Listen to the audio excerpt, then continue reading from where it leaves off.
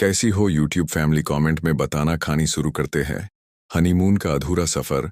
रोहन और अनीता की शादी पूरे धूमधाम से हुई। शादी के बाद दोनों अपने हनीमून के लिए शिमला के एक आलीशान होटल में पहुंचे।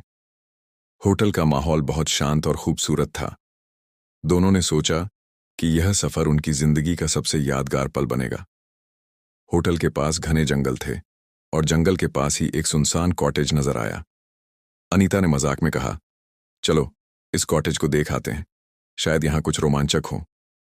रोहन भी उत्सुक था और दोनों वहां पहुंच गए। कॉटेज के अंदर एक पुराना बक्सा रखा था जिस पर जाले और धूल जमी हुई थी।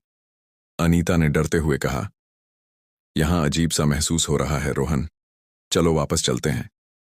लेकिन रोहन ने बक्से को खोलने की जिद की। जैसे ही बक्सा खोला गया, उसमें एक पुरानी डायरी और कुछ तस्वीरें थीं।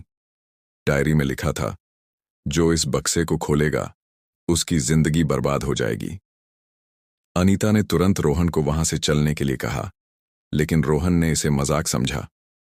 उस रात जब दोनों होटल के कमरे में सो रहे थे, तभी अजीब सी आवाजें आने लगीं।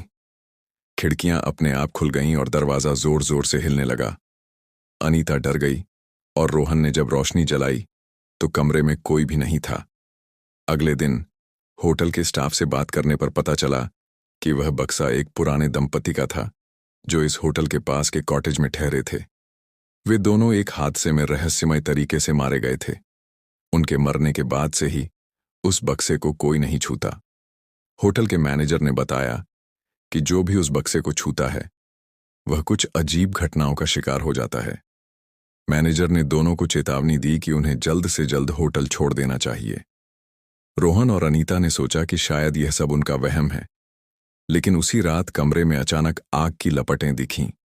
कमरे में हर तरफ डरावनी आवाजें गूंजने लगीं। यह देखकर दोनों बेहद घबरा गए।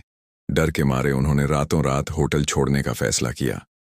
अनीता ने रोहन से कहा, यह सब तुम्हारी जिद के कारण हुआ, हमें इस बक्से को नहीं खोलना चाहिए था।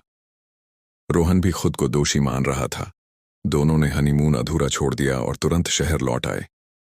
लेकिन वह रात और वह बक्सा उनकी यादों में हमेशा के लिए एक डरावनी छवि बनकर रह गया।